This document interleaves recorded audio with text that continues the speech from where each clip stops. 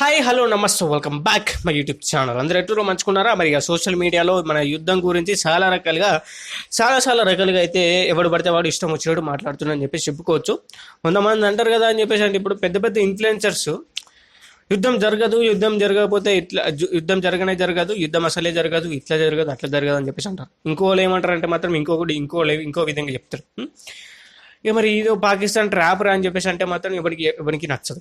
మరి ఈ రిసార్ట్ కథలు అయితే నడుస్తున్నాయి. మరి ఈ యొక్క ట్రెండ్ అది ఇది మనం మాట్లాడకపోయే ముందు ఫస్ట్ ఆఫ్ ఆల్ కూడా మాత్రం గుర్తుపెట్టుకొని నిన్న మనం చూసుకున్నట్లయితే కరాచీ పోర్టు దగ్గర మన ఇండియన్ ఎయిర్ ఫోర్స్ ఏవైతే ఉన్నాయో అవన్నీ కూడా ఒక యుద్ధ విన్యాసాన్ని అయితే చేసినాయి. ఆ యుద్ధ విన్యాసాన్ని చూసేసి సగం మంది పాకిస్తాన్ ఆర్మీలో ఉన్నటువంటి సగం మంది ఎవరైతే ఉన్నారో వాళ్ళందరూ కూడా రిజైన్ చేసి వెళ్ళిపోయారు అనమాట. అంటే లైక్ మన యుద్ధ విన్యాసాలు చూస్తే సగం మంది అక్కడ ఉన్నటువంటి రిజైన్ చేసి వెళ్ళిపోయారు అంటే మాత్రం ఇక అర్థం చేసుకోరు భయ్, మనం ఏ లెవెల్లో మన ఇండియన్ ఆర్మీ డిఫెన్స్ సిస్టమ్ అనేది ఏ విధంగా ఉందని చెప్పేసి మీకైతే అర్థమవుతుంది.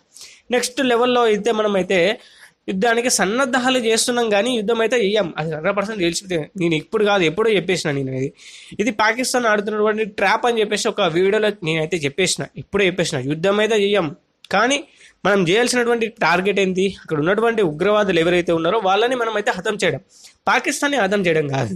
అది మాత్రం గుర్తుపెట్టుకోండి. పాకిస్తాన్కి యుద్ధం చేయడం అంటే మాత్రం చాలా కష్టం, అది ఖర్చుతో కూడుకున్న పని.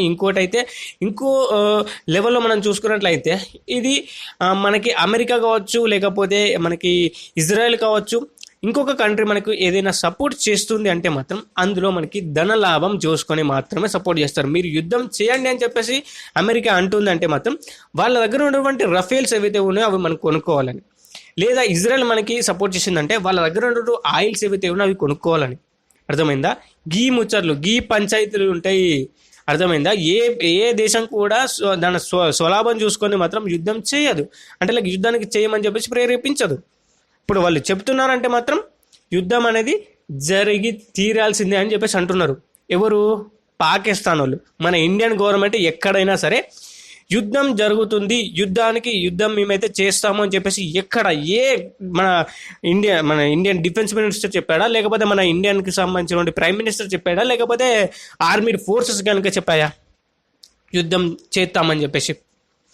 ఎవ్వరు కూడా ఎక్కడా కూడా ఎనీ కైండ్ ఆఫ్ ఇన్ఫర్మేషన్ ఎక్కడ చూసుకున్నా కానీ మనకైతే చెప్పలే. మనం ఏం చెప్పాము?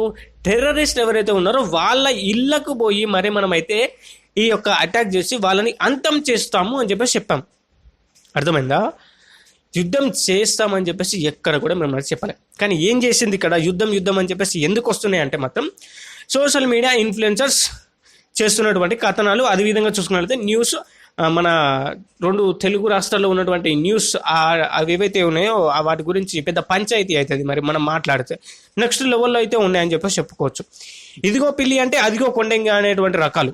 నెక్స్ట్ లెవెల్లో అయితే మనం చూసుకున్నట్లయితే ఈ యొక్క సోషల్ మీడియా అంటే లైక్ ఈ మన 2 తెలుగు రాష్ట్రాల్లో ఉన్నటువంటి న్యూస్ ఛానల్స్ ఏవైతే ఉన్నాయో వేరే లెవెల్లో పోర్ట్రేట్ చేస్తాయి. అక్కడ జరుగుతుంది అయితే ఇక్కడ చేసేది ఒకటి అవుతుంది. అక్కడ యుద్ధం జరగట్లేదు, కానీ యుద్ధం జరుగుతుంది. మన ఇండియా పాకిస్తాన్కి యుద్ధం జరుగుతుంది. ఆ యుద్ధంలో ఎవరు గెలుస్తారు ఇలా అలా అని చెప్పేసి ఇష్టం వచ్చినట్టు ఎవ్వనికి పడితే వాడు ఎక్కడ పడితే అక్కడ ఇష్టం వచ్చినట్టు రాసుకుంటారు భయ్. అది నిజమా, ఇంకోటి అబద్ధమా, ఇంకోట ఎవ్వనికి తెలివా. వ్యూవర్ అనేవాడి చూసే విధంగా ఏదైనా చేయాలి. యుద్ధం అనేటువంటి ఒక తమ్నెలో ఒక బోర్డు పెట్టేసి కథం యుద్ధం జరుగుతుందంటే కథం అయిపోయింది. కథం వేరే ఉంటుంది, మరి మినిమం ఉంటుందిలే. మన ఇండియన్ గవర్నమెంట్ దీనికి సంబంధించినటువంటి ఎక్కడ కూడా ఎనీ కైండ్ ఆఫ్ కథనాలు కూడా చెప్పలే. యుద్ధం చేస్తాము, యుద్ధం చెయ్యము అని చెప్పేసి ఎక్కడ కూడా చెప్పలేదు కదా. మనం ఏం చేసాము? తీవ్రవాద స్థావరాలు ఏవైతే ఉన్నాయో వాటిని అన్నింటి కూడా అంతం చేస్తామని చెప్పాము. అటాక్ చేసింది ఎవరో వాళ్ళందరినీ కూడా అంతం చేస్తామని చెప్పాం. అంతేగాని యుద్ధమే చేద్దామని చెప్పేసి కూడా ఎక్కడ కూడా చెప్పలేదు కదా. ఎవరు చెప్పారు యుద్ధం చేస్తున్నారని చెప్పేసి? పాకిస్తాన్ పీరికి పంద భయంతోనే యుద్ధం అని చెప్పేసి అంటుంది. అంతే సింపుల్. మేము న్యూక్లియర్ అటాక్స్ చేస్తాము, లేకపోతే మీ మీద ఇంకోటి చేస్తాం అని చెప్పేసి అన్నది ఎవరు? పాకిస్తాన్ లైక్ మినిస్టర్స్ కావచ్చు, వీళ్ళు కావచ్చు, చెప్పినటువంటి మాటలు ఏవైతే ఉన్నాయో వాటి అన్నిటి తీసుకొచ్చి మన ఇన్ఫ్లుయెన్సర్స్ చెప్తున్నారు. 100% చెప్తున్నా. 24 గంటల్లో మనకి యుద్ధం రాబోతుందని చెప్పేసి సివియర్ యాక్షన్ తీసుకోబోతున్నారని చెప్పేసి పాకిస్తాన్కి సంబంధించిన ఒక మినిస్టర్ వచ్చి మొన్న అది మనకి లైక్ కుక్క వాగినట్టు వాగిండి పోయిండు. దాన్ని పట్టుకొని వచ్చి ఇన్ఫ్లుయెన్సర్స్ నెక్స్ట్ లెవెల్లో పోర్ట్రేట్, వేరే లెవెల్ చెప్తున్నా కదా, వేరే లెవెల్లో అయితే పోర్ట్రేట్ చేస్తున్నారు. మరి ఈ ముచ్చట్లు ఈ కథనాలు అన్నింటినీ కూడా వింటూ ఉంటే ఫస్ట్ ఆఫ్ ఆల్ నిన్న ఒక నాన్ వేసిన మంచిగా ఒక వీడియో పెట్టినమాట. అరే భయ్ నాకు అర్థం కాక అడుగుతా, ఫస్ట్ ఆఫ్ ఆల్ యుద్ధం చేయదు అని చెప్పేసి నాకు తెలుసు, నాకు ముందే తెలుసు యుద్ధం జరగదని చెప్పేసి నాకు తెలుసు. కానీ ఎంతవరకు? ఇప్పుడు వాడు రేపు పొద్దుగాల నీ ఇంటికి వచ్చి నీ అమ్మ అయ్యాలని కూడా ఈ విధంగా కాల్స్తే హూ ఇస్ ద రెస్పాన్సిబిలిటీ? యుద్ధం చేయకుండా ఉండడానికి ఎన్ని రోజులు చూస్తాం? నాకు అర్థం కాక అడుగుతా. ఎన్ని రోజులు? ఇంకా వాడిని ఎన్ని రోజులని వాడిని అక్కడనే ఆగి ఆగి ఆగి ఓపిక పట్టి ఎన్ని రోజులు? వీడు కాకపోతే ఇంకోటి వస్తాడు, ఇంకోటి కాకపోతే ఇంకోటి వస్తాడు. అక్కడ పైల్గామ్లో అటాక్ జరిగినటువంటి తెల్లారి మనకి లైక్ ఆడ సర్చ్ ఆపరేషన్ జరిపితే ఇంకా 2 తీవ్రవాదులు మనకి ఆడ బయటపడ్డారు. వాళ్ళు అటాక్ చేద్దామని చెప్పేసి రెడీగా ఉన్నారు. అట్లా ఇంకోలు అంతే కదా, ఇంకోలు ఇట్లనే ఈ లెవెల్లో మనకి మంచిగా పోర్ట్రేట్ అవుతుంది, నెక్స్ట్ లెవెల్లో పోర్ట్రేట్ అవుతుంది. మరి వాళ్ళు మొత్తమే లేకుండా చేద్దాం, పాకిస్తానే కదా వాళ్ళకి ఫండింగ్ ఇచ్చేది, పాకిస్తానే కదా వాళ్ళని పెంచి పోషించేది అని చెప్పేసి అని పాకిస్తాన్కి మీదకి యుద్ధానికి పోతే చైనా వస్తే ఇంకేమున్నది? టర్కీ నుండాలి ఇంకో కంట్రీ నుండాలి ఇంకో కంట్రీ. ఇక్కడనే ఈ చిన్న చిల్లర గొడవల వల్లనే పెద్ద గొడవ మనకి లైక్ World War IIIకి దారి చేసే ఛాన్స్ అనే ఉంటుంది ఇక్కడ. 100% చెప్తున్నా. మన వైపు చూసుకున్నట్లయితే రష్యా వస్తుంది, అటు అక్కడ ఉన్నటువంటి యుఎస్ ఎవరైతే ఉన్నారో ఆ యుఎస్ వస్తుందో రానో తెలియదు, వాళ్ళు డబ్బు పాండి మా దగ్గర ఉన్నటువంటి సైనికులు కావాలంటే డబ్బు పట్టుకొని పో, లేకపోతే లోన్ తీసుకో, ఈ డబ్బులు పెట్టేసి ఇటు వేసేసి అట్లా వేసేసి అంటే మినిమం ఉంటుంది కదా. రష్యా ఏమన్నా తక్కువనా? రష్యా కూడా యుద్ధం చేయి అని చెప్పేసి అంటది. ఎందుకంటది?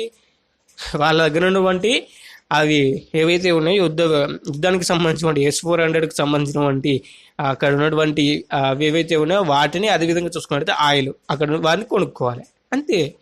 ఎనీ కైండ్ ఆఫ్ థింగ్ యుద్ధం చెయ్యి అని చెప్పేసి ఏ కంట్రీ అయితే ముందుకు వచ్చిందో ఆ అన్ని కంట్రీస్ కూడా డబ్బు కోసం 100% చెప్తున్నా, డబ్బు కోసం మాత్రమే.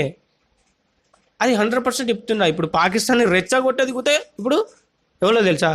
యుఎస్ రెచ్చగొడుతుంది ఇక్కడ, అర్థమైందా? ఇటు చైనా, ఈ 2 దేశాలు కలిసి పాకిస్తాన్ని రెచ్చగొడుతున్నాయి. యుద్ధం వార్ అని చెప్పేసి పాకిస్తాన్ని నెక్స్ట్ లెవెల్కి ఇట్లా ఇక్కడ ఎక్కిపిస్తున్నాయి. 100% చెప్తున్నా. ఎందుకంటే డబ్బు కోసం. ఇప్పుడు India fastest growing economy in the world, మంచిగా గ్రో అవుతుంది. మరి ఇండియాని గ్రోయింగ్ అనేది ఆపాలంటే ఏం చేయాలి? ఫస్ట్ ఆఫ్ ఆల్ గీదే మరి ఫస్ట్ యుద్ధం జరిగితే ఏమవుతుంది? గ్రోయింగ్ అనేది ఆగిపోతుంది, డెవలపింగ్ అనేది ఆగిపోతుంది. డెవలపింగ్ అనేది ఆగిపోతే ఏమవుతుంది? కథం. మళ్ళీ ఏం చేస్తారు? మళ్ళా అప్పులు, ఇక్కడ నుంచి ఇటు, ఇక్కడ నుంచి అటు, వాడి నుంచి ఆయిల్, వీళ్ళ నుంచి ఇంకోటి, ఇంకోటి డిఫెన్స్, ఇంకోటి కొనుక్కోవడం.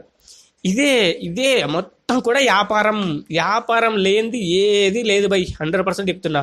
ప్రతి ఒక్కటి కూడా వ్యాపారం కోసమే. వ్యాపారం లేకపోతే ఈ ప్రపంచం ఏది నడవదు. 100% చెప్తున్నా. ఎవరు చూసినా కానీ డబ్బు సంపాదించుకోవాలి, కూర్చోవాలి, అంతే సింపుల్. యుఎస్ ఏమైనా చిన్న అనుకుంటారా? ఆయన ట్రంప్ పెద్ద మనిషి చేసినటువంటి దారుణాలు అంతా కాదు, నెక్స్ట్ లెవెల్. ఆయన డబ్బు కోసం ఎంత దానికైనా తెగజాడుతాడు. 100% చెప్తున్నా. పాకిస్తాన్ని రెచ్చగొట్టింది, పాకిస్తాన్కి ఫండింగ్ ఇచ్చింది ఎవరు? ఆ ఉగ్రవాదులు పెంచి పోషించడానికి ఫండింగ్ ఇచ్చింది ఎవరు? యుఎస్ కదా, అమెరికా కదా? అమెరికానే కదా ఫండింగ్ ఇచ్చింది. అమెరికా ఫండింగ్తోనే కదా వాళ్ళని ఇప్పుడు ఉగ్రవాద సంస్థలని ప్రేరేపించింది. వాళ్ళక్కడ ఇక్కడ ఈ ఉగ్రవాద సంస్థలను ప్రేరేపణ ద్వారా వచ్చినటువంటి యుద్ధం ఏదైతే ఉందో ఆ యుద్ధం ద్వారా లాభం పొందడానికి కోసం చాలా వరకు చూస్తున్నటువంటి ముచ్చట్లు. మరి ఈ ముచ్చట తెలియని ఇన్ఫ్లుయెన్సర్స్ మరి కొంతమంది ఉంటారు, వాళ్ళు ఏం మాట్లాడతారో ఎట్లా మాట్లాడతారో తెలియదు. ఫస్ట్ యుద్ధం అంటే కథం ఏది మన తెలుగు రాష్ట్రాల్లో ఉన్నటువంటి మీడియా ఏదైతే ఉందో అదే చెప్పిందో తీసుకురావడం, దానికి మక్కి డబ్బా కొట్టడం, అంతే సింపుల్. జియో పాలిటిక్స్ అర్థమైన వాళ్ళకి మాత్రం ఎప్పుడు తెలిసిపోయి ఉంటుంది యుద్ధం జరగదురా భయ్ అని చెప్పేసి. వాళ్ళు సైలెంట్గా ఉంటారు. నా లెక్క నేను ఎప్పుడూ చెప్పేసిన యుద్ధం జరగదురా భయ్, ఇది పాకిస్తాన్ ఆడుతున్నటువంటి నాటకం అని కూడా చెప్పేసిన. ఎందుకంటే అందులో ఉన్నటువంటి ఆ పాకిస్తాన్లో ఉన్నటువంటి ఇంటర్నల్ ఇష్యూస్ ఫస్ట్ మనం చూసుకున్నట్లయితే ఇక్కడ బలోచిస్తాన్ వాళ్ళకు సంబంధించినటువంటి ఒక పెద్ద అదొక పెద్ద ఇష్యూ లాగా మారిపోయింది. నెక్స్ట్ లెవెల్ థింగ్ అయితే మారిపోయింది. ఇంకొక ముచ్చట చూసుకున్నట్లయితే అటు ఇప్పుడు సింధు ప్రాంతంలో ఉన్నటువంటి ప్రజలు ఎవరైతే ఉన్నారో వాళ్ళు కొట్లాడుతున్నారు మాకు దేశం కావాలని చెప్పేసి. పాకిస్తాన్లో చాలా వరకు ఇంటర్నల్గా చాలా రకాలుగా ఇబ్బందులు అయితే ఉన్నాయి. మరి ఆ ఇబ్బందుల నుంచి బయటపడాలంటే ఏం చేయాలి?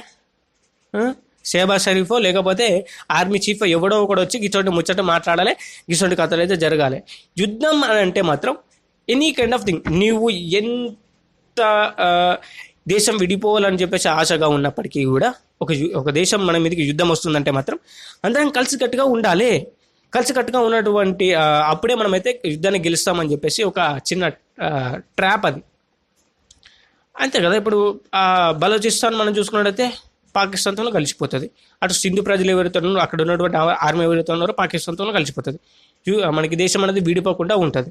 అందుకని చెప్పేసి మనం ఏం చేసినాం, ఫస్ట్ ఈ ఇంటర్నల్ ఇష్యూస్ ఏవైతే ఉన్నాయో వీటి మీద దెబ్బ కొడితే పాకిస్తాన్ పని అయిపోతుంది, డివైడ్ అయిపోతుంది. పాకిస్తాన్ చెల్లా చెదురవడానికి కోసం ఇక్కడ మేజర్గా మనం చూసుకున్నట్లయితే మనం ఏం చేసినాం, ఇండోస్ వాటర్ అదేదైతే ఉందో దానికి సంబంధించినటువంటి వాటర్ని కట్ చేసినాం.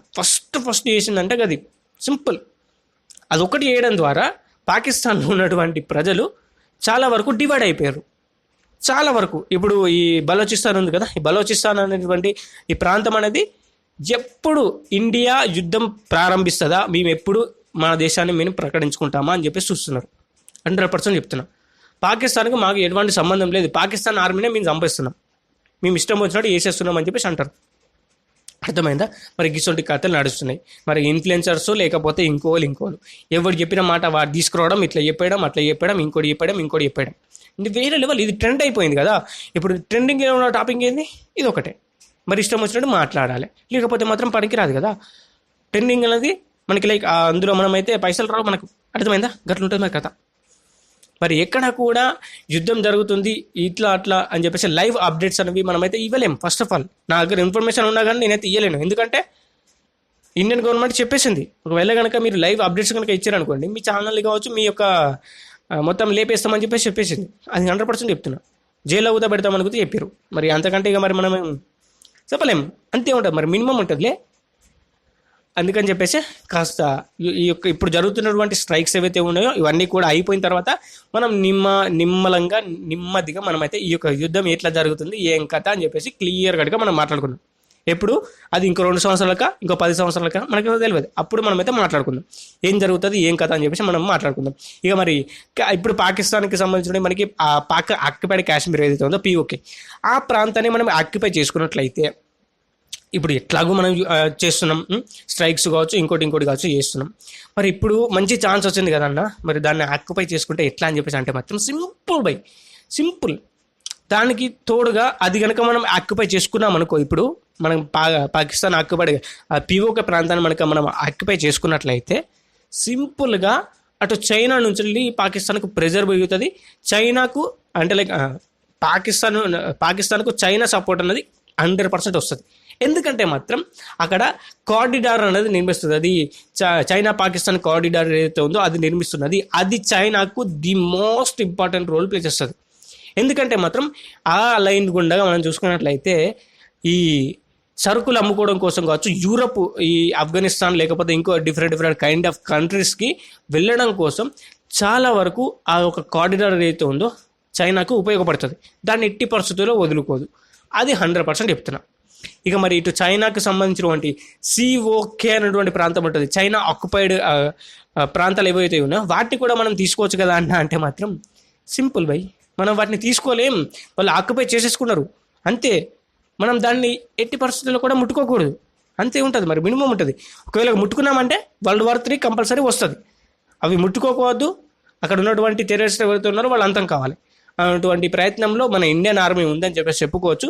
మరి ఇటువంటి కథలు అయితే నడుస్తున్నాయి. మరి ఈ సోషల్ మీడియా ఇన్ఫ్లుయెన్సర్ ఎవరైతే ఉన్నారో వాళ్ళు చెప్పిన కథలు మాత్రం నమ్మితే మాత్రం 100% చెప్తున్నా, సంఖ్యనాకి పోవడానికి మాత్రం మీరైతే సిద్ధంగా ఉన్నారని చెప్పేసి 100% చెప్తున్నా. ఎవడు పడితే వాడు ఇష్టం వచ్చినట్టు ఇట్లా చేయండి అట్లా చేయండి అని చెప్పేసి మాట్లాడతాడు. ఏమరమే నాకు అర్థం కాక అడుగుతా, చిగ్గు మనం లేరా? మీరు వీడియోకి అయితే ఇంత వీడియో మీద ఒక లైక్, ఛానల్కి సబ్స్క్రైబ్, పక్కన వచ్చిన బెల్ ఐకాన్ చేసి ఆల్మెట్ ఆఫ్ చేసుకోండి. Thank you for watching. జై హింద్, సేంద్ర శుభాబాయ్.